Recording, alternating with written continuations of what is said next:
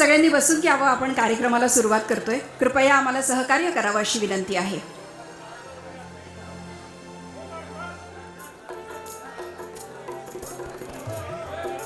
रसिक हो, आज एक अद्भुत असा संयोग जुळून आलेला आहे, योग जुळून आला आहे. आपण सगळे याचे साक्षीदार आहात. अशा व्यक्ती रंगमंचावर आहेत आणि असे रसिक समोर आहेत. असं जेव्हा असतं ना, तेव्हा नाट्यगृहाचं रूपांतर मंदिरामध्ये होतं आणि रंगमंचाचा आपोआपच गाभारा होतो. असा गाभारा आपण बघतो आहोत. सगळ्यांनी बसून घ्यावं. धन्यवाद. आशाताई, मागच्या वर्षी आपला 90वा वाढदिवस झाला. त्या वर्षी आमचा हट्ट होता की 90 मान्यवरांचे लेख असलेला एक ग्रंथ यावा. हा हट्ट आम्ही आपल्या वाढत्या दिवशी म्हणजे 91व्या वर्षी पूर्ण करतोय. पण हे केवळ 90 लेख नाहीत, तर 90 कोटी जनतेच्या मनातल्या या भावना या पुस्तकामध्ये समाविष्ट करण्यात आल्या आहेत. आज आपल्या वडिलांच्या मास्टर नावानं असलेल्या या सभागृहात त्यांच्या आशीर्वादासह माननीय डॉक्टर मोहनजी भागवत यांच्या प्रमुख उपस्थितीत आणि मान्यवरांच्या साक्षीनं हा कार्यक्रम लाईव्ह बघत असलेल्या जगभरातील कोट्यावधी जनतेच्या साक्षीनं हा हट्ट आम्ही पूर्ण करून घेतो आहोत आणि आपण हा पूर्ण करू दिलात त्याबद्दल आपले मनापासून आभार. कार्यक्रमाला पुढे नेऊया आणि मंचावर उपस्थित असलेल्या मान्यवरांचं स्वागत करूया. स्वयंसेवी, निस्वार्थ राष्ट्रभक्ती आणि चरित्र प्रशिक्षण हेच ध्येय समोर ठेवत माणूस घडवत विजनीय सरसंघचालक आदरणीय डॉक्टर मोहनजी भागवत आज विशेषत्वानं या कार्यक्रमाला उपस्थित आहेत. आपल्या सगळ्यांच्या वतीनं त्यांचं स्वागत करण्याची विनंती मी ॲडव्होकेट आशिष शेलार आणि व्हॅल्युएबल ग्रुपचे श्रीयुत अमेय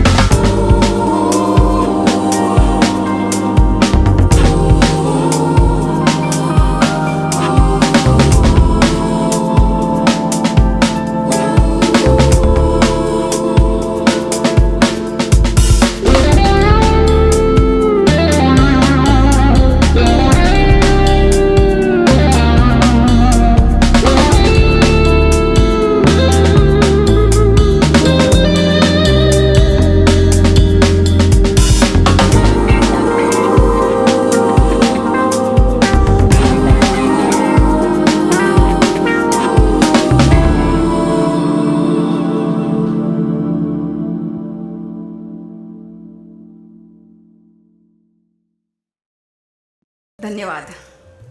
महत्त्वाच्या कार्यक्रमाकडे आता आपण वळतोय. आशाताईंचा आवाज जेव्हा कानापासून हृदयापर्यंत जातो तेव्हा आपल्याला अवर्णनीय आनंद का होतो याचं एक छोटंसं विश्लेषण. कारण आशाताई मनामध्ये अर्थ उभा करतात एखाद्या गुढीसारखा. त्यांनी तो अर्थ भोगलेला असतो अश्वत्थाम्याच्या जखमेसारखा. त्यांनी तो अर्थ झेललेला असतो शंकरांनी झेललेल्या गंगेसारखा. कधीकधी त्यांनी श्रीरामांच्या धनुष्यासारखा. त्यांनी सुरांची पूजा केली असते हनुमानाच्या भक्तीसारखी. सुरांचं शब्दांशी नातं जोडलेलं असतं एखाद्या सुंदर सेतूसारखं. आणि सगळ्यात महत्त्वाचं, त्यांनी शब्द, स्पर्श, रस, रूप, गंध आणि भावना जपल्या असतात वहीतल्या पिंपळपानासारख्या. अशा आशाताई आज आपल्यामध्ये उपस्थित आहेत. एका विशेष कार्यक्रमाकडे मी आता आपल्याला नेणार आहे. प्रत्येक कलाकाराच्या मनात आशाताईंबद्दल काही भावना आहेत आणि त्या भावना बोलून दाखवण्याची इच्छा आपल्या सगळ्यांची आहे. कारण दैवी देणं देणारी ही गायिका म्हणजे आत्ताच्या काळातली सरस्वतीच. आणि अगदी असं म्हणावंसं वाटतं की सगळ्या सन्मानांच्या पलीकडे जेव्हा रसिकांच्या हृदयावर अधिराज्य करणारी गायिका आपल्या साक्षात समोर असते तेव्हा म्हणावंसं वाटतं, ज्याला देवी सरस्वतीने स्वहस्ताने केले औक्षण, ज्याला देवी सरस्वतीने स्वहस्ताने केले औक्षण, काय तयाला सन्मान दुजे, काय तयाला पद्मविभूषण. आणि नेमकं हे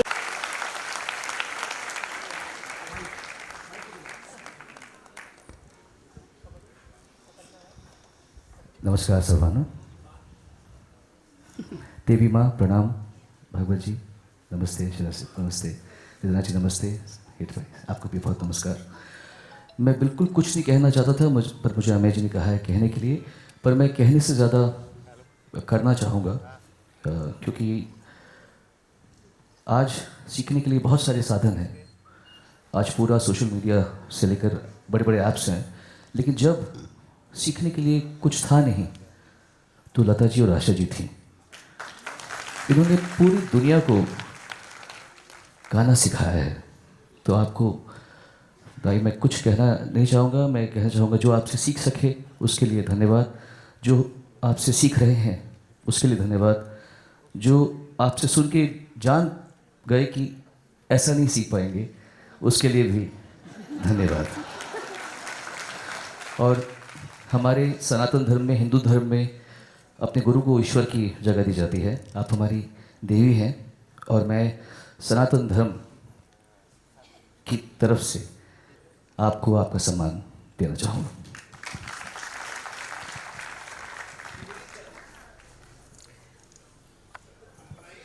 आशाताईंचे पाय गुलाब पाण्याने धुवून सगळ्या कलाकारांच्या वतीनं सोनू निगम त्यांच्या मनामध्ये असलेल्या त्यांच्या भावना व्यक्त करतायत.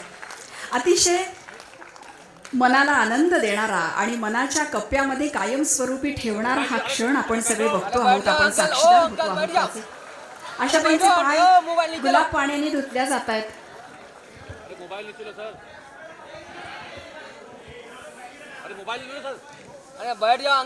वेदमंत्राच्या घोषासह आपण या सगळ्याचा आनंद घेणार आहोत, आस्वाद घेणार आहोत. यानंतर 91 दिव्यांनी पारंपरिक पद्धतीनं त्यांचं औक्षण करण्यात येईल. वस्त्र फुलांची परडी त्यांना देण्यात येईल आणि वेदमंत्राच्या घोषणाला सुरुवात करेल.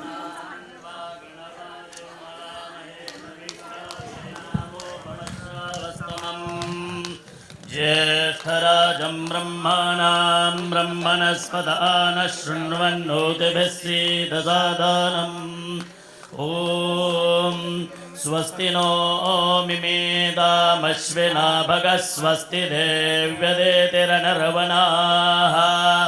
स्वस्ति पूषा असुरो दधातु नः स्वस्ति द्यावा पृथिवी सुचेतुना स्वस्तये वायमुपपर्वामहै सोमौ स्वस्ति भुवनस्य यस्पतिः बृहस्पतिं सर्वगणौ स्वस्तये स्वस्तय आदित्यासो भवन्तु नः विश्वे देवानो अद्य स्वस्तये वैश्वानरो वसु अग्ने स्वस्तये देवा अवन्त्वभव स्वस्तये स्वस्ति नो रुद्रपात्वं हसः स्वस्ति मित्रावरुणा स्वस्ति बध्येरेवते स्वस्ति न इन्द्रश्चाग्निश्च स्वस्ति नो अदिते कृधे स्वस्ति बन्धा मनोजरेम सूर्या चन्द्रमसा विवा पुनर्ददता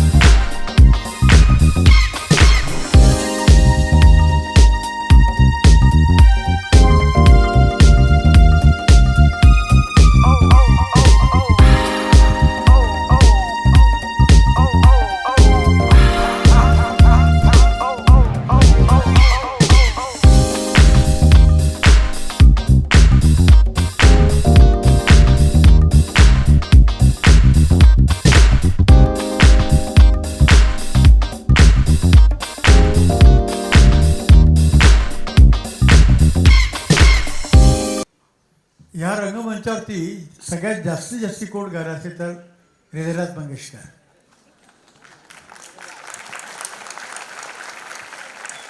जास्तीत जास्त मी गायलेलो आहे. आणि दोन तीन नाही अनेक अशा गोष्टी मी केल्या, जसं की रात्री 12 वाजता कार्यक्रम सुरू करायचा आणि सकाळी 6पर्यंत घ्यायचं, असं पण अनेक वेळा केलं आहे मी. तर ते पार्लेकर आज मला दिसत नाही आहेत म्हणून मी बोलतो आणि काही नाही. जोरदार टाळी पडते रे पार्लेकरांची. हां,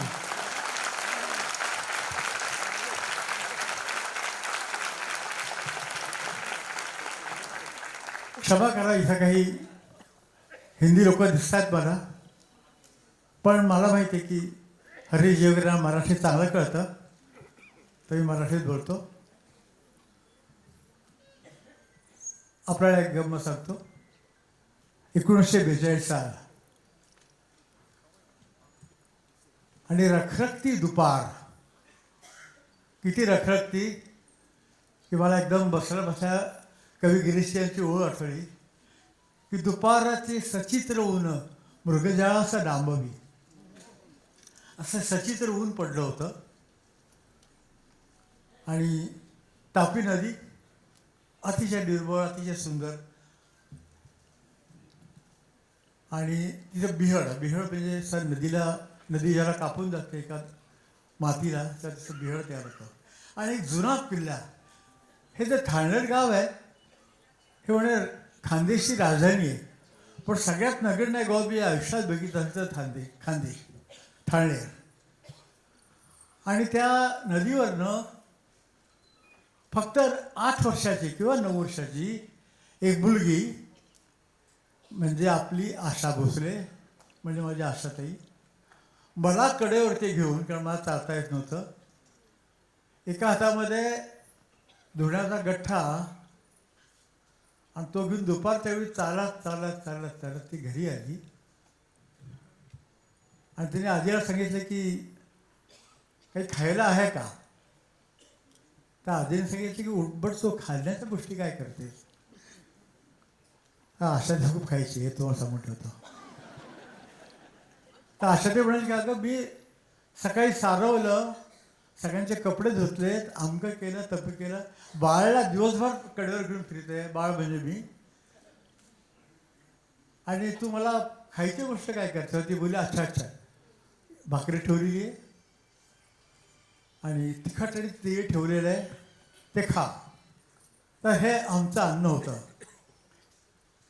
अनेक वर्ष मी अशा ती फक्त भाकरी, तिखट आणि तेल, भाजी भात वगैरे जे पदार्थ असतात ते आम्हाला माहिती नव्हते.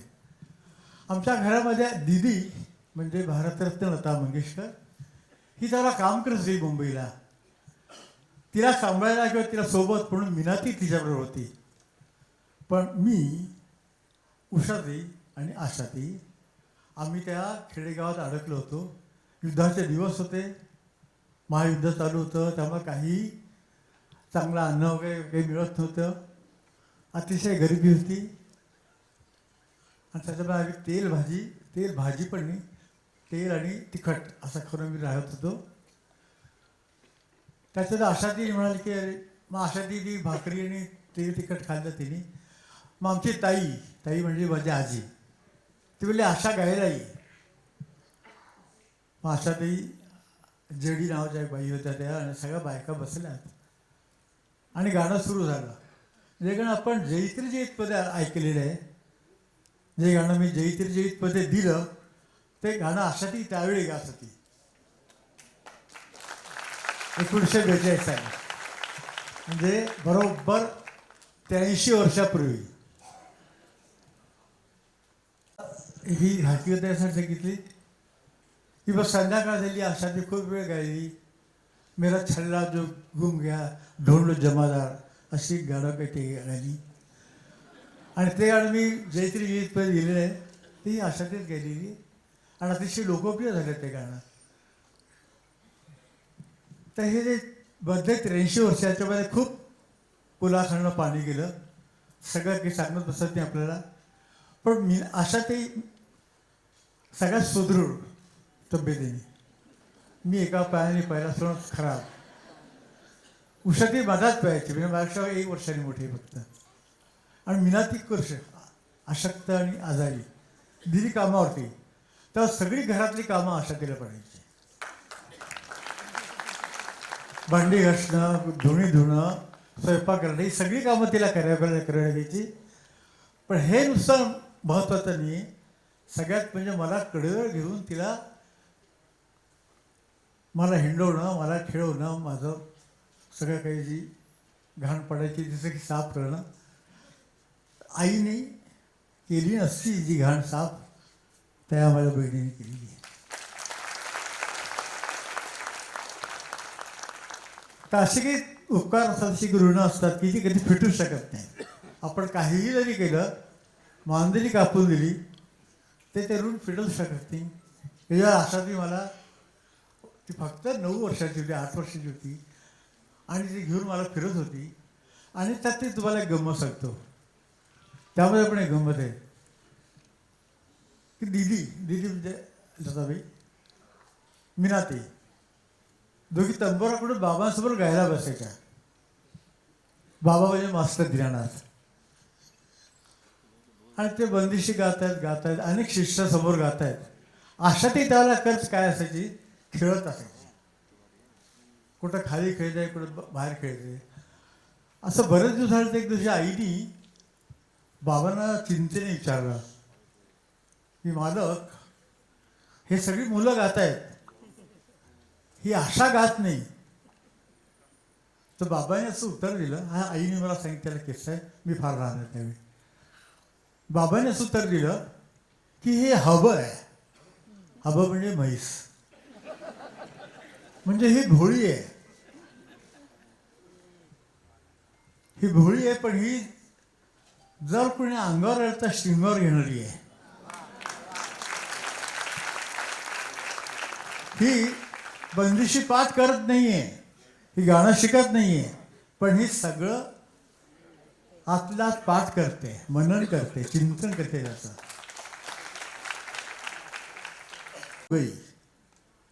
करियम नाम कछु नाही, मुरली की टेर सुनी, बोली मत बोला हूँ जो गई. आणि मला असं कळलं की ह्या गाण्यावरती ह्यातला जो रिखब आहे, इथला गाणारे लोक आहेत म्हणून सांगतोय, इथला जो कोमल रिखब आहे तो समेवरती येऊन पडतो. तर हे गाणं अतिशय लोकप्रिय होईल. ह्या चालीवरती आपण शांताभिषेकींकडे शब्द लिहिलेले. शांताबाईंना विचारलं तर शांताबाई म्हणाल की आधी कपडे घालायचे, मग माप द्यायचं, असं मी काम करत नाही. म्हणजे आधी ताल आणि नंतर शब्द असं मी करणार नाही. तर मी म्हटलं असं एक काम स्वातंत्र्यवीर विनायक दामोदर सावरकरांनी केलं होतं. माझ्या वडिलांनी त्यांना एक चाल दिली संन्यास सकट नाटकामध्ये, आणि तेव्हा त्या बोलले मी तालीवर लिहित नसतो. तर मास्टर दिनानाथ पंडित माझे वडील म्हणाले की तुम्ही हा प्रयोग कराच. आणि त्यांनी जे गाणं लिहिलं ते गाणं आपल्या सर्वांना माहिती की शतजन्म शोधिताना शिता आरती व्यक्त झाला, शतसूर्य मालिकांच्या दीपावली झाला. हे अतिशय उत्कृष्ट, अतिशय गाजलेली आणि शब्दातीत किंवा कालातीत जी कविता आहे ती स्वातंत्र्यवीरांनी चालीवरती लिहिली. म्हणजे शांताबाई ते जर लिहू शकतात तर तुम्ही काय नाही लिहू शकत. पटलं त्यांना. मग त्याने जीवने गाणं लिहिलं की जीव लगा राहिले रे दूर घर माझे, जोरदार पाहिजे आहे.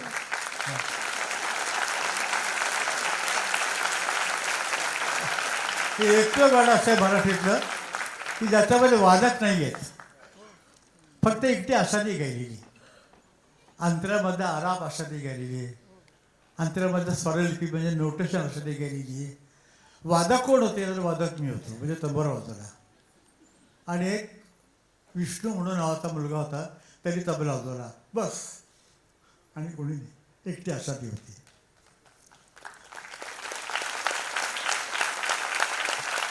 हा घेऊन नक्की. धन्यवाद. आजच्या कार्यक्रमाचा परमोच्च हरीश भीमानीजी यांनी सुद्धा मंचावर यावं. हरीशजी भीमानी, जोरदार टाळ्या हरीशजींसाठी आपण वाजवल्या पाहिजे.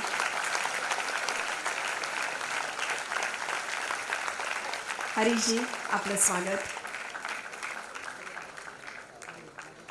इथे सभागृहामध्ये आपल्या बरोबर उपस्थित आहेत डॉक्टर भरत बळवल्ली त्यांनीही कृपया मंचावर यावं. जोरदार टाळ्या डॉक्टर भरत बळवल्ली यांच्यासाठी.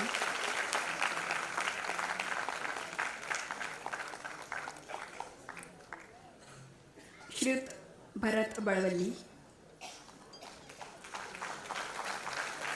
तुषार श्रोत्री आणि मनीषा मित्सुरे.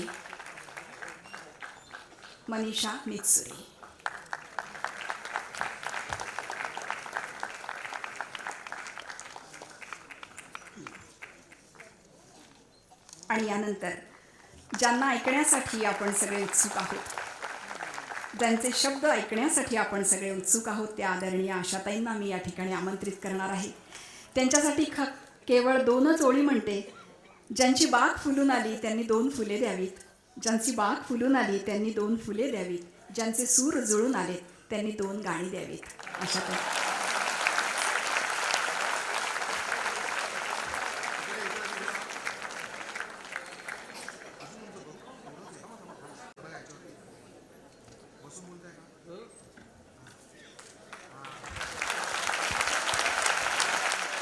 दिसतंय का तुम्हाला? दिसतंय? वाचता येणार नाही ना मला बुंते वाचायचे आहेत आणि काय नाही. मी काय लिहून बोलत नाही. काय वाटतं तुम्हाला? बसावं की उभं राहावं? हां,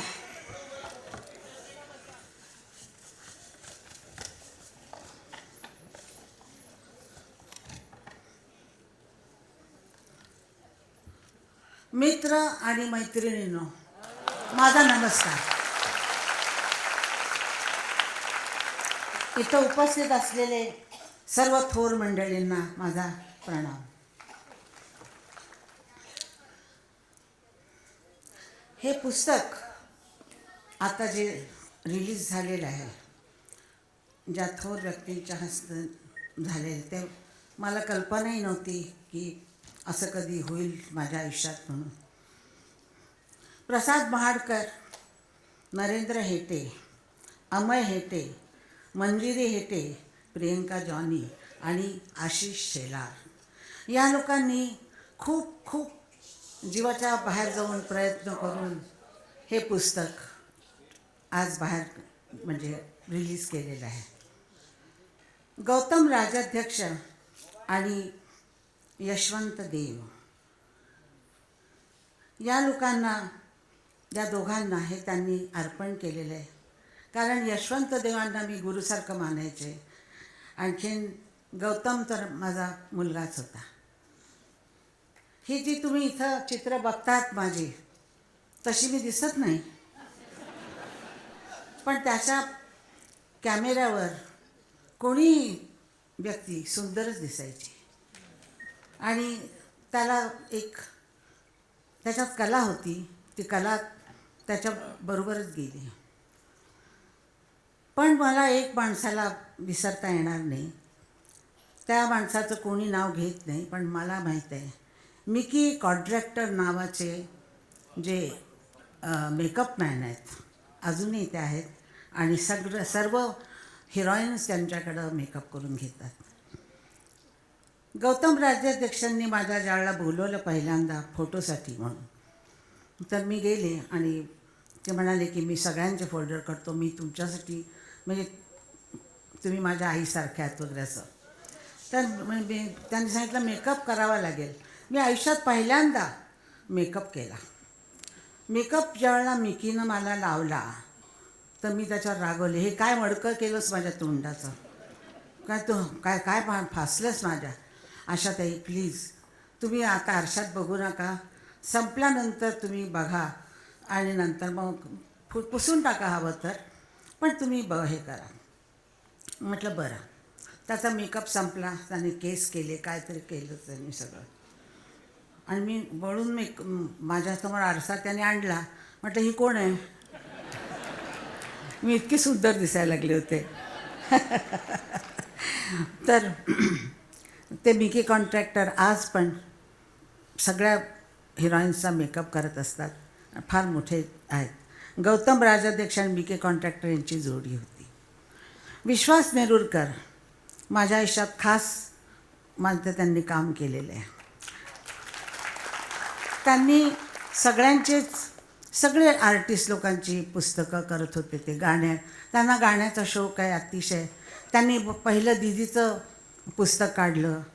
त्यावेळेला मला ते म्हणाले होते की आशाबाई, मी तुमच्यावर पण तुमचं पुस्तक गाण्याचं काढणार आहे. तुम्हाला ते जरा पाणी देता का? हे पाणी काय होतं ना, माईक समोर आलं ना तर म्हणजे घसा कोरडाच पडतो. बोलायचं असलं तर आणखीन जास्त पडतो, कारण भीतीनं.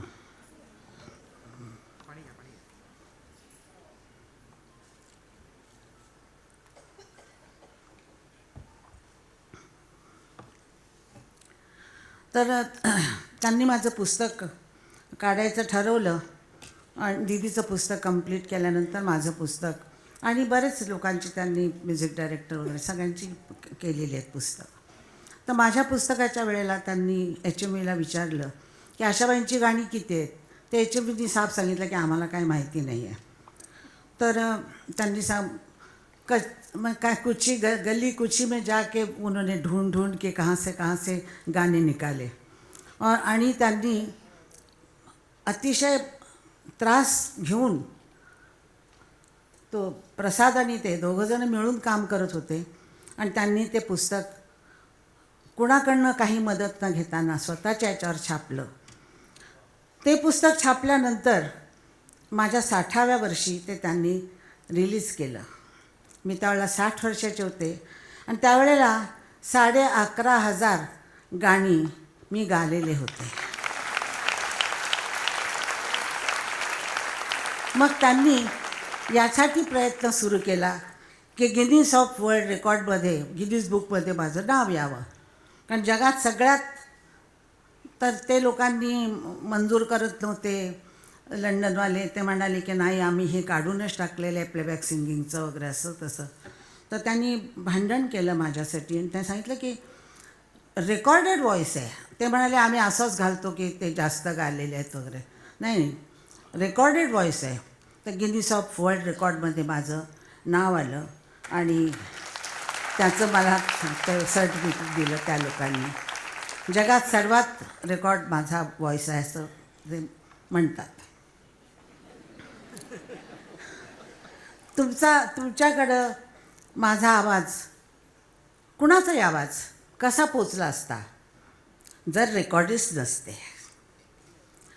प्रमोद घैसास, मिनू कात्रक, विजय दयाल, भन्साली असे खूप खूप लोक होऊन गेले आणि अजून आहेत काही लोक. ते 2 ट्रॅकवर आमचा आवाज घेत होते. आता 100 ट्रॅक झालेले आहेत या सगळ्या तुमच्या नवीन उपक्रमामुळं. त्यावेळेला 2 ट्रॅकवर किंवा 4 ट्रॅकवर आवाज असायचा. आणि एका ट्रॅकवर मी जे पहिलं गाणं गाले, मी त्यांचे आभार मानते. रायटर्स, म्युझिक डायरेक्टर्स, सारे साथ काम करणारे माझे टेक्निशियन्स, मी त्यांचा मनापासून आभार मानते आणि अतिशय त्यांना जे आहेत त्यांना आशीर्वाद देते आणि जे नाहीत त्यांना प्रणाम करते, अगदी प्रेमाचा प्रणाम करते. या वयात मी बोलले नाही तर परत कधी बोलणार आहे. तर त्यावेळी तुम्ही माझा सहनशक्ती तुमची वाढवा. मैं यहाँ तक कैसे पहुँची हूँ. काय होतं ना की हिंदी मराठीमध्ये माझा असा घोटाळा होतो की मराठी बोलताना हिंदी माणसांचं नाव आलं की हिंदीमध्ये सुरू करते मी. असं मला न कळत होतं. मी लिहिताना असंच करते. मैं यहाँ तक कैसे पहुँची. तुम्ही बायकांनी, महाराष्ट्रीयन बायकांनी मला प्लेबॅक सिंगर बनवलं. पहिलं गाणं जे तुम्ही गालात माझं, ते गाणं तुम्ही गालात. खेड्यापाड्यामध्ये बायका गाल्या, जात्यावर ओव्या पण म्हटाव्या तसं ते गाणं त्यांनी गायलं. ते होतं बाळा जो जो रे, बाळा जो जो रे, पापणीच्या पंखात झोपू दे डोळ्यांची पाखरे बाळा जो जो रे.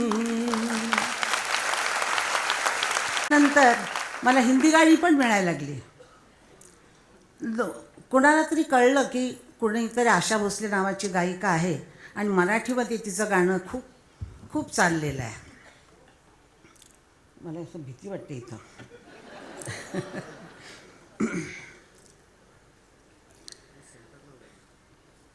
खूप म्युझिक डायरेक्टरांच्याकडे मी गाले, पण काही म्युझिक डायरेक्टर माझ्या गाण्यावर असे प्रयोग करत होते, माझ्या आवाजावर प्रयोग करत होते. त्याच्यामध्ये मी गायिका बनत होते. मी काही गायिका नव्हते, नवीन मुलगी होते. मी गायिका बनत होते. त्यांचे माझ्या मनावर जे आवाजावर जे परिणाम होत होते त्याच्यामध्ये आहेत पहिल्यांदा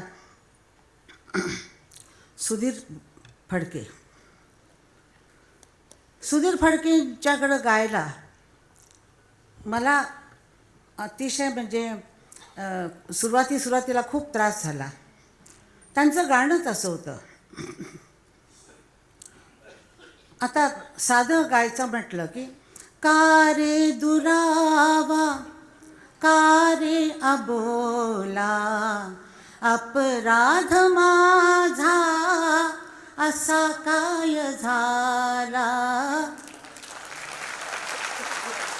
नाही, ह्या टाळ्या साध्या गाण्याला आहेत, जसं सगळे गातात तसं. पण फडके साहेब कसे गात होते. का रे दुरावा का रे अबोला अपराध माझा असा काय झाला. का रे दुरावा. हे जे संस्कार, आणि मी जरा नक्कल करायची त्यांची नक्कल त्यांच्याकडे बघत बसायचे, ते कसे ताना म्हणतायत वगैरे कसं करतायत तसे. आणि त्याच्यामध्ये मी शिकत होते आणि मी आत्तापर्यंत पण शिकते आहे. नेहमी मी काय म्हणतात त्याला, शिक्षण घेणाऱ्याला काय म्हणतात, हां, तशी मी अजूनपर्यंत आहे. मी अजूनही शिकते. हां, काय होतोय, एका साईडला जाऊ नका, सेंटरला उभ्या. ते हे इथं मध्ये कर. आले की सगळा घोटाळाच असतो. आता हा बरा जर जवळ आहे ना. अजून ह्या साईड हां, थोडी ह्या साईड. बस, परफेक्ट, बस. हां, बरं. आता यशवंत देव, मला त्यांचं अतिशय स्वभाव आणि त्यांचं जे वागणं होतं मला फार आवडायचे ते.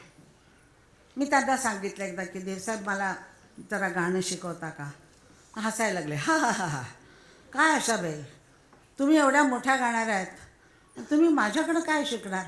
म्हटलं नाही, शिकायचं आहे मला, तुम्ही सांगा ना मला. म्हणाले म्हणा सा. मी म्हटलं सा. डोळ्यांनी सा म्हणताय का, डोळे उघडा भाऊ.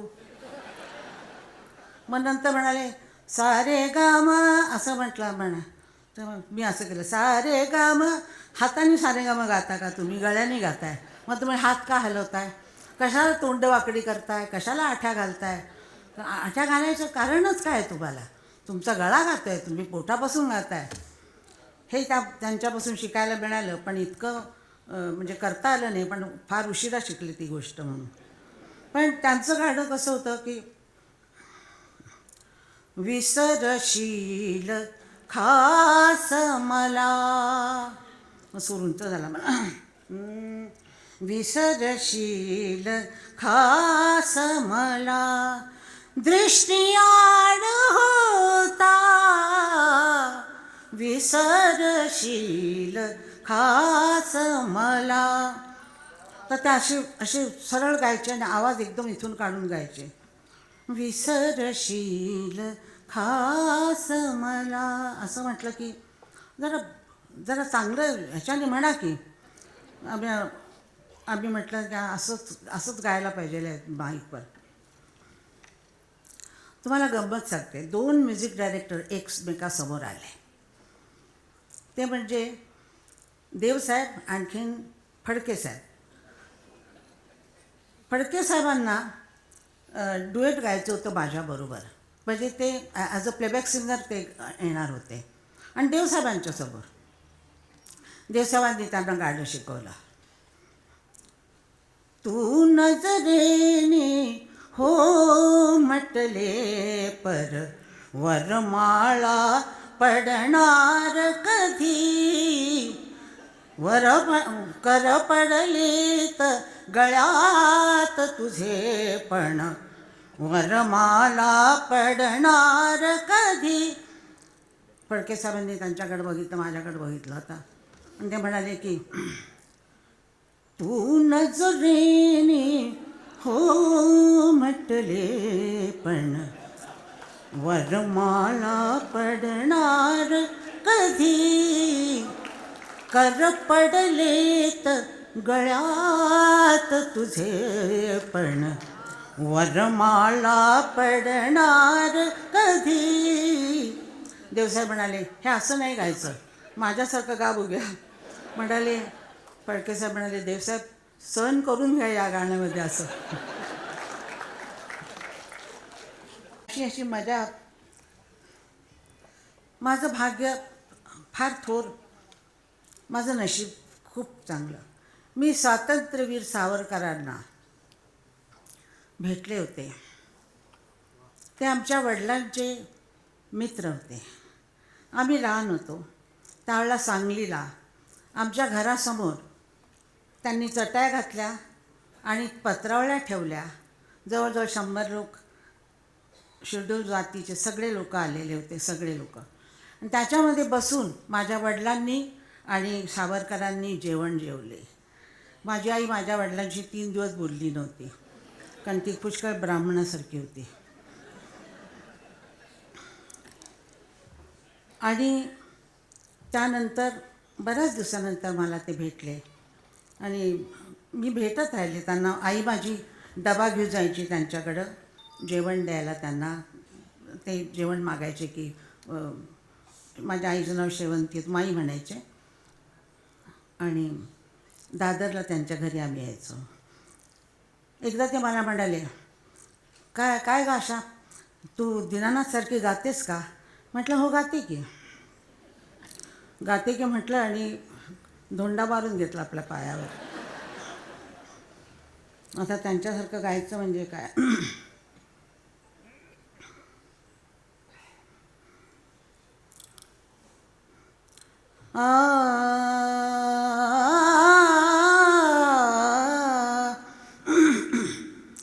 परवशता पाश दैवी ज्यांच्या गळा लागला, परवशता पाश दैवी ज्यांच्या गळा लागला, ज्यांच्या गळा लागला हो गळा लागला.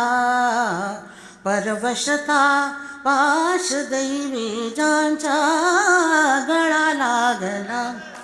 असुनी खास मालक घरचा, असुनी खास मालक घरचा, असुनी खास मालक घरचा. म्हणते चोर त्याला परवशता पाश दैवी ज्यांच्या गळा लागला, ज्यांच्या ज्यांच्या ज्यांच्या ज्यांच्या गळाला ज्यांच्या गळा लागला गळाला.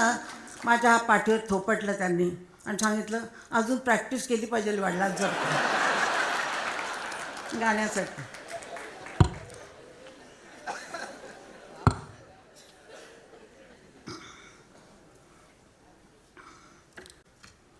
हृदयविषयी बोलायचं राहूनच गेलं.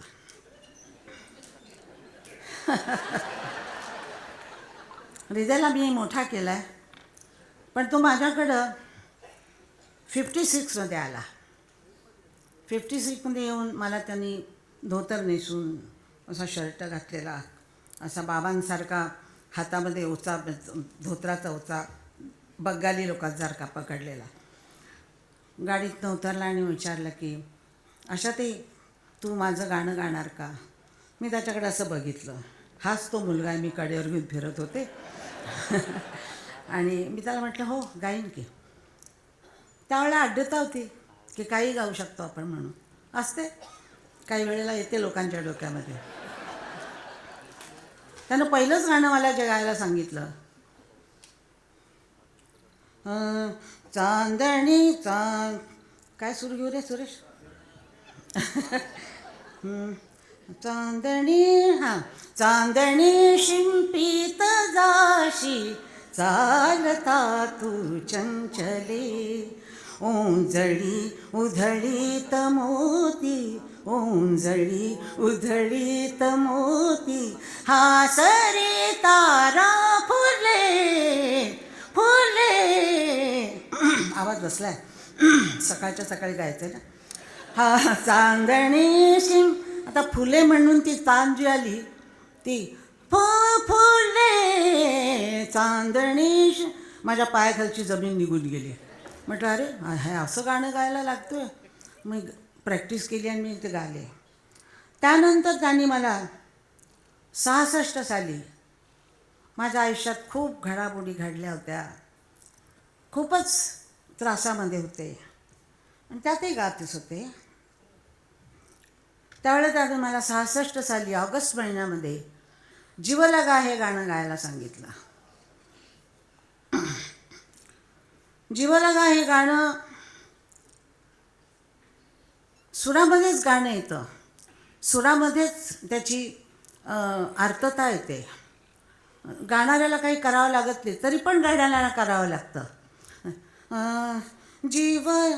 जीवलगा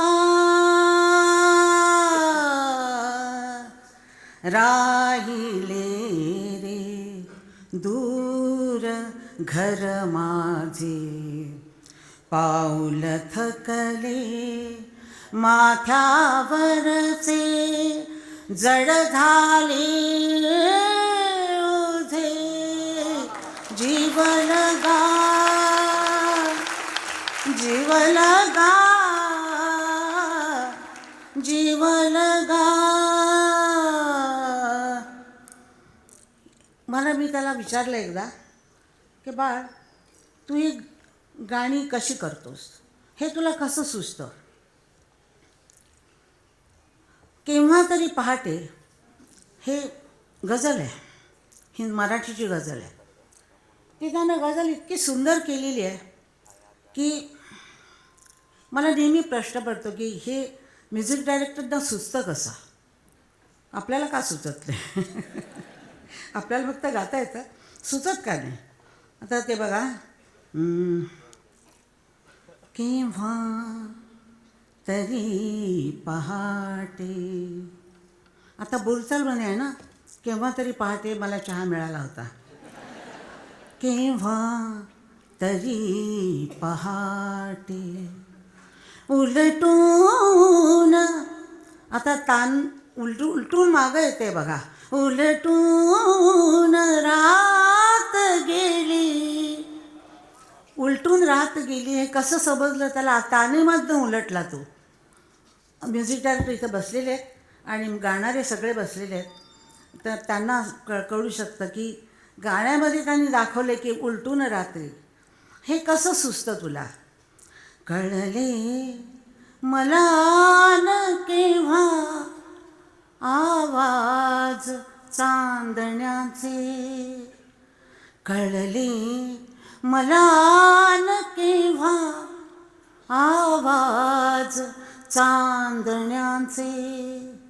आकाश तारकांचे उचलून रात गेली, आकाश तारकांचे.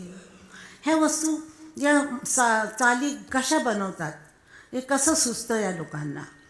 म्हणून बाळ, मी तुला सांभाळलं म्हणून तू अशा चाली सुंदर केल्यास.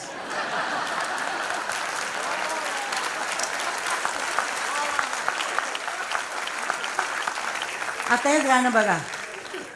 आता असं गाणं झालं अशी त्याची पुष्कळ गाणी आहेत अशी. म्हणजे मी म्हणत राहिले तर साहेबांना फार उशीर होईल.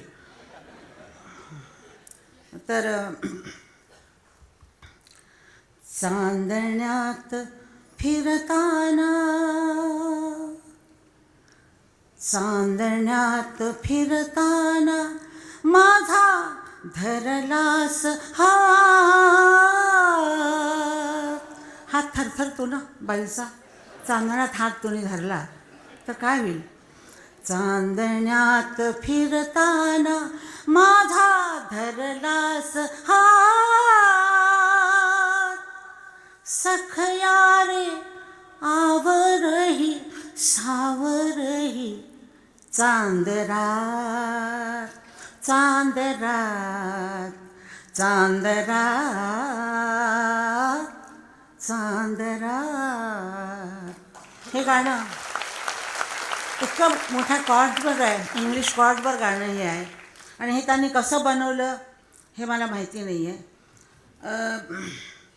प्रत्येक माणसाला काहीतरी इन्स्पिरेशन असावं लागतं. ते इन्स्पिरेशन संपलं की गाणं संपतं. म्हणजे सगळी प्रत्येक माणसाची एक आग असते, एक मशाल जळत असते आर्टिस्टच्या हृदयामध्ये. आणि ती हृदयातली मशाल विझली नाही पाहिजे. कुणीतरी म्हटलेलं आहे, कवीने सांगितलं होतं मला कुठल्या तरी, मला आता आठवत नाही, की मनातल्या कळीला उमलू देऊ नका, मनातल्या कळीला उमलू देऊ नका, कारण ती उमलली तर कोमजून जाईल. आयुष्यामध्ये तुम्ही तुमच्या मनाच्या कळीला तरुण ठेवा, तरुण ठेवा. म्हातारं झालं असं म्हणूच नका. म्हातारं झालं असं म्हटलं की कळी कोमजली, फूल कोमजलं. ते आपण देवळात जातो, देवळासाठी तिथं काहीतरी घेतो, फुलं घेतो, काहीतरी घेत असतो आणि देवळात जातो. देवळात जायच्या आधी आपण म्हणतो माझ्या मुलाला नोकरी लागू दे, माझ्या मुलीचं काहीतरी होऊन दे, माझ्या मुलाला मूल होऊन दे, आणि मला पैसा मिळू दे, हा पैसा कमी आहे, करोडो रुपये आणि करोडो मिळू दे, असं आपण देवाला सांगायला जातो. पण आत गेल्यानंतर, मूर्तीकडे बघितल्यानंतर आपण शांत चित्त होतो की आपल्याला कळत नाही आपण काय मागायला आलो होतो म्हणून. आपण गंभीरपणानं त्या मूर्तीकडे बघत राहतो, आपल्या डोळ्यातून पाणी येतं, मग आपण बाहेर येतो आणि नंतर म्हणतो की अरे आपण जे मागायचं होतं ते मागितलंच नाही देवाकडं. अशी माझी आज स्थिती झालेली आहे की ज्या मूर्तीला बघायचं होतं, ज्याच्याकडं खूप मागायचं होतं, बोलायचं होतं, त्याच्यासमोर आल्यानंतर मी भागवतांशी बोलूच शकले नाही, मी बोलूच शकले नाही. आणि ज्यांच्या आयुष्याच्या मशालीत जन्मभर पेटवून ठेवलेल्या आहेत त्या लोकांशी मी काय बोलणार. माझी फक्त आवाजाची मशालच मी जाळत ठेवलेली आहे, पण त्यांच्या आयुष्याच्या मशाली त्या जाळत आहेत. आणि सगळ्यांना उत्साहित करतात ते की तुम्ही असं करा. मला आवडणारी माणसं, काही माणसं, मला खरं म्हणजे राजकारण कळत नाही. राजकारणामध्ये मी अतिशय शून्य आहे. 80 वर्ष माझ्याची किती म्हणजे काय राजकारण झालं माझ्या आयुष्यामध्ये, माझ्या करिअरच्या बाबतीत, ते मला अजून कळलं नाही. आता थोडं कळायला लागलं आहे पोरांमुळं. राजकारणी माणसं आवडतात, अशी सगळी माणसं आवडतात. आता आशिष शेलार आहे, मला आवडतं, मी राखी बांधते. सावरकर साहेब माझ्या देवळातच आहेत. ते पंतप्रधान मोदीजी मला फार आवडतात. मोहन भागवत मला फार आवडतात. माझ्या मंदिरातल्या मूर्त्या आहेत त्या. जय भारत माता की जय. जय महाराष्ट्र.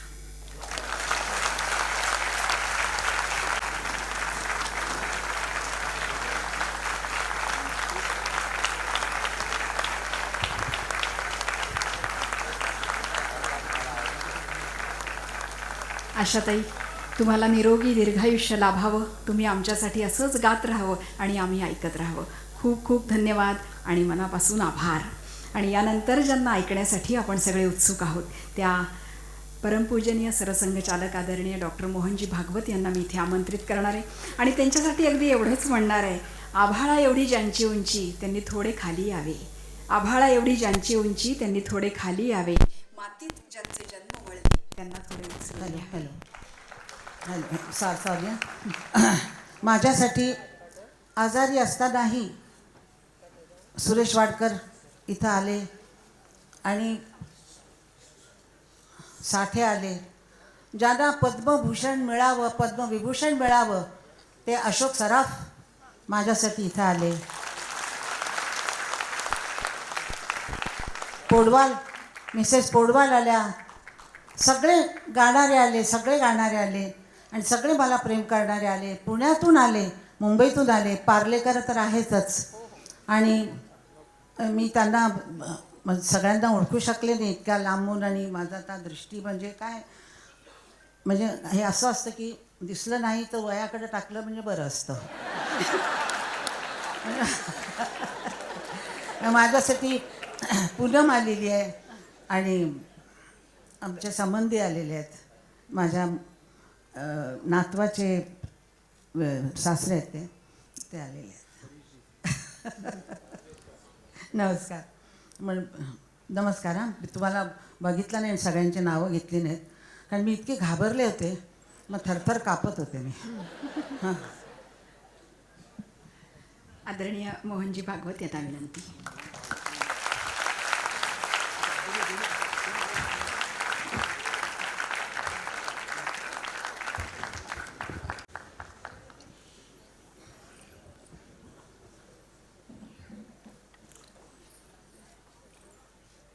आजच्या उत्सवमूर्ती श्रीमती आशाताई भोसले, आदरणीय हृदयनाथजी, मंचस्थ उपस्थित सगळेच मान्यवर आणि सभागृहातच उपस्थित असलेलेही सगळे मान्यवर,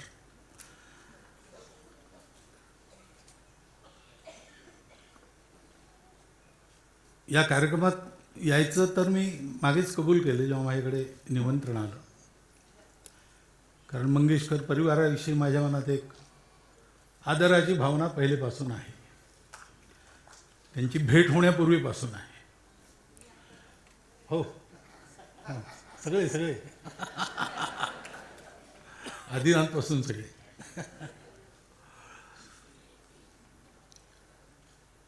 पण इथे काय बोलावा हा प्रश्नच म्हणजे अजूनही आहे माझ्या मनात. कारण संगीत हा विषय काही माझा अभ्यासाचा विषय नाही आहे, प्रावीण्याचा तर मुळीच नाही आहे. संघात आम्ही गाणी गातो, पण ती गाणी गातो असंच असतं.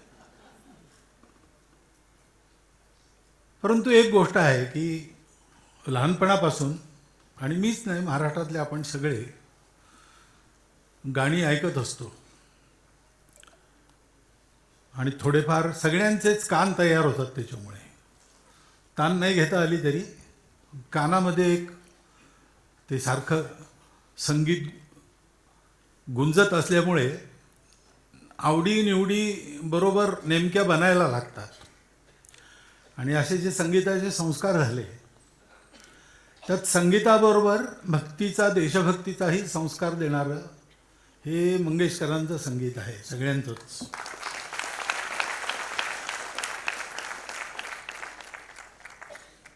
त्याच्यामुळे असं वाटतं कधी कधी, म्हणजे पंडितजींनी ती गोष्ट सांगितली, आशाताईंनी ती गोष्ट सांगितली, गाण्यातनं तो कलाकार आपल्यासमोर उलगडतो, त्याचा जो अनुभव असतो तो येतो. आणि तो त्याचा जसा अनुभव असेल तसा येईल. पण जाणून बुजून असेल किंवा नकळत असेल ते माहीत नाही, ते त्यांनाच माहिती आहे. लोकांसमोर आपलं गाणं जातं, आपला स्वतःचा अनुभव घेऊन जातं, त्याचा परिणाम त्यांच्या मनावर होतो आणि त्याच्यामुळे ते लोकांसमोर कशा स्वरूपात जावं म्हणजे तो परिणाम हा त्यांच्या मनुष्यत्वाला, त्यांच्या राष्ट्रीयत्वाला, त्यांच्या व्यक्तित्वाला अनुकूल असा असेल असं संगीत हे आशाताईंनी, दीदींनी हे आपल्याला दिलेलं आहे, हृदयनाथांनी दिलेलं आहे. ही सगळीच गाणी तिकडून जी आलेली आहेत त्याच्या बाबतीत मला एक हे जाणवतं, गायकाची प्रत्येकाची शैली वेगवेगळी असते, गायकाचा मनोधर्म असतो तसं गाण्याचं प्रगटीकरण होतं. परंतु त्या संगीताचं शेवटी प्रयोजन काय, केवळ मनोरंजन नाही आहे. स्वांत सुखाय बहुजन हिताय असं ते गाणं असतं. तर त्याचा परिणाम होतो आणि तो परिणाम चांगला व्हायला पाहिजे, हिताच्या दृष्टीने हितकारी असायला पाहिजे. याचं भान ज्यांच्या संगीतातून येतं तीही संगीतकार मंडळी आहेत, गायक मंडळी आहेत. बाबूजींचंही असंच मी म्हणतो.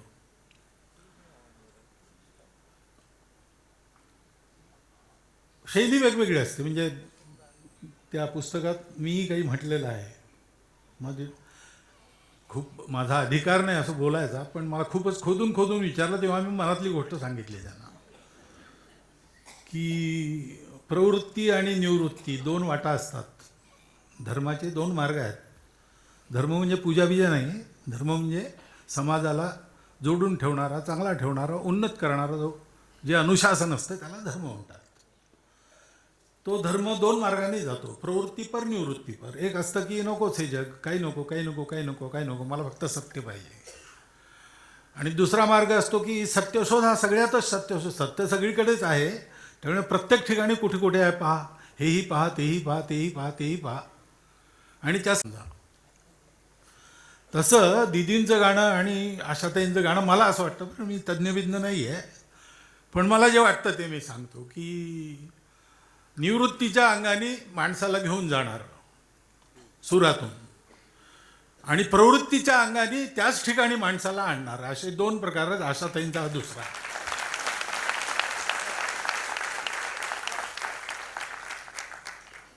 आणि त्याच्यामुळे ही सगळी गाणी ऐकून संस्कार घेतले, नुसतं मनोरंजन नाही घेतलं, नुसते सूर कानात येत असं नाही आहे. तर नकळत त्यातून जी येते एक वृत्ती ती आपल्या स्वभावाचं अंग बनते. जो गाणी मनापासून ऐकतो त्याचं असं होतं, उडत उडत ऐकलं आणि वावा म्हणून सोडून दिलं. असे पुष्कळ लोक गाणी ऐकतात, पण ते काही खरं ऐकणं नव्हे. ऐकणं, दाद देणं ह्याच्या पलीकडे जाऊन ते ऐकणं, मनात उतरणं, असे पुष्कळ रसिक असतात. तर गाण्यांनी सुद्धा जीवन घडतं. असं जीवन घडवणारं गाणं हे मिळालेलं आहे. म्हणजे मी जे म्हणालो की भेटण्यापूर्वीपासून मला तो आदर वाटतो. तो आदर कशामुळे? याच्यामुळे वाटतो. स्वतःचा अनुभव येतोच, पण सावरकरांनी एखादी कविता केली, ती म्हणताना त्यांचा मनोधर्म आपल्यापर्यंत पोचवायचा हे आव्हान असतं. परवशता पाशदेव आता गाऊन दाखवलं, ती भावना पोचवायची. हे सुद्धा ज्यांना करता येतं ते खरोखर संगीताचे जादूगार आहेत. आणि जादू त्यात काही नाही, संगीत हे तर आपण नाद ब्रह्म असं त्याला म्हणतो. त्याच्यामुळे त्याच्यामध्ये सगळे सृष्टीची सगळी एलिमेंट्स त्याच्यात आहेत.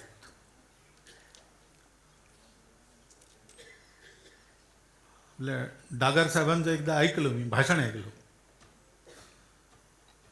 गायक असं म्हणतात की बोलायला उभं राहिलं की कोरड पडते, पण ते फार चांगले बोलतात सगळे. आता एक उदाहरण झालेलंच आहे आपल्यासमोर.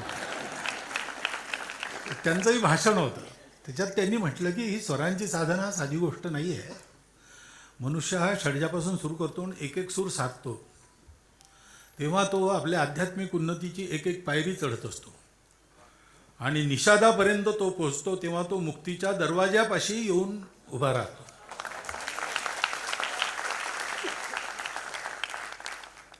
तर आता हे सगळे साधना करणारे तपस्वी लोक, त्यांचा हा अनुभव आहे तो येतो.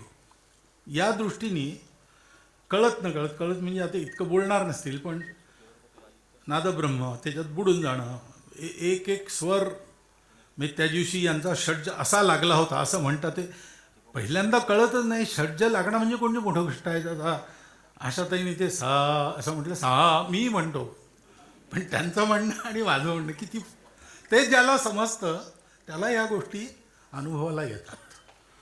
आणि असा पुष्कळांना अनुभव, मी हे फक्त मलाच कळतं असं नाही, खूप लोक असे आहेत. त्यांना जर विचारलं तर त्यांच्या तोंडून हे गाण्याचं असं ॲप्रिसिएशन हे कळतं.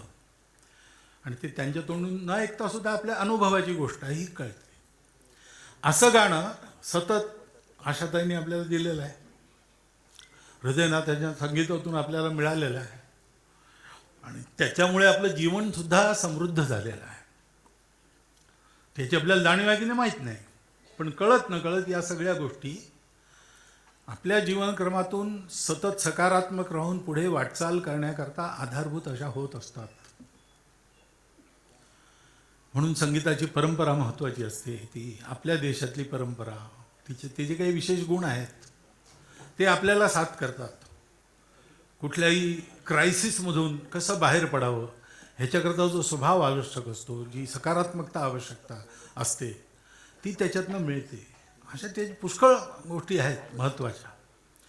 या सगळ्या गोष्टींमधून आणि असं संगीत आपल्याला मिळालेलं आहे आणि ते मिळत राहावं अशी स्वाभाविक सगळ्यांची इच्छा आहे. म्हणजे ज्यांना इतकं नाही कळत त्यांनासुद्धा मनोरंजनाकरता ते मिळतं, कारण त्या मनोरंजनात सुद्धा काही विशेषच आनंद असा त्यांना जाणवतो. तर ते सतत मिळत राहिलं पाहिजे अशी आवश्यकता आहे. आणि म्हणून ती कळी उमलू देऊ नका वगैरे जे सांगितलं ते तितकंच आपल्याकरताही आहे, सगळ्यांकरता. कारण तुमचं गाणं हे केवळ तुमचं गाणं नाही आहे. तुमचं गाणं हे देशभरात पसरलेल्या सगळ्या रसिकांचं गाणं आहे आणि सामान्य माणसाचं सुद्धा ते गाणं झालेलं आहे. ही गोष्ट झालेली आहे की आपण फिरतो सगळेच, लोकांना ऐकतो, लोकांना गाण्यांबद्दल बोलताना ऐकतो, तेव्हा आपल्याला हे माहिती आहे की उद्या इतिहास लिहिला गेला की 19व्या 20व्या 21व्या शतकातला भारत कसा होता, त्यातील सामान्य माणसं कशी होती, तर ज्या ज्या गोष्टी लिहाव्या लागतील त्याच्यात त्यांनी ऐकलेलं संगीत आणि अर्थात त्याच्यात मंगेशकर कुटुंबाचं हे मोठं योगदान हे नक्की असेल. त्याच्याशिवाय ते पूर्ण होणार नाही. मी मध्ये बोलू का? हो. तर म्हणजे फार धैर्य करते. म्हणजे तुम्ही एवढं- गाता हां. आणि तुम्ही खूप छान चाली करता. आता मला बाळासाहेबांनी सांगितलं, मला माहित नव्हतं. काय हे करतो आम्ही, पण आम्हाला असं वाटतं की ते तलाट रलारी जनमणे काव्य करणारी अशा चालीच असतात.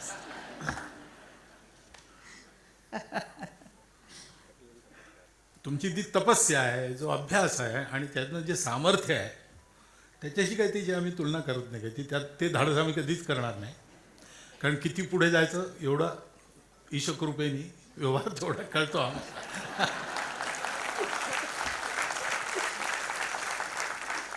पण हे असं अहेतुक एक उपकाराचं हे ओझं आपल्यावर आहे. मी अहेतुकच आहे, स्वांत सुखाय झालं, पण ते बहुजन हिताय झालं. आणि त्याला कारण त्यांनाही मिळालेले संस्कार आहेत, की परंपरा आहे. तर त्या उपकाराच्या पोटी आपण सगळी ही शुभेच्छा बाळगून आहोतच आणि ती व्यक्तही करतो की हे गाणं आम्हाला सतत ऐकायला मिळालं पाहिजे आणि त्याच्याकरता तुम्ही सतत असलं पाहिजे आणि गात असलं पाहिजे. कोणत्याही कारणाने ते गाणं बंद पडू नये, कारण ते आहे ना अभिषेकींचं जीवन गाणं. हां, व्यथा असो, आनंद असू दे, प्रकाश किंवा तिमिर असू दे, वाट दिसो अथवा न दिसू दे, ते गाणं हे सगळ्यांची साथ करतं. असं गाणं दिल्याबद्दल कृतज्ञता म्हणून किती वेळा धन्यवाद म्हणावे आणि कसे म्हणावे हे फार कठीण आहे. कदाचित आपल्या ज्या संचालिका आहेत त्या उत्तम संचालन करतात, त्या मांडू शकतील कसं करायचं ते. परंतु भाव पोचला आहे असं मला वाटतं आणि त्याच्यामुळे इथेच थांबतो. अनेक शुभकामना आणि पुढेही असंच हे गाणं चालू राहावं अशी एक अपेक्षा, 2 गोष्टी व्यक्त करतो आणि थांबतो. धन्यवाद.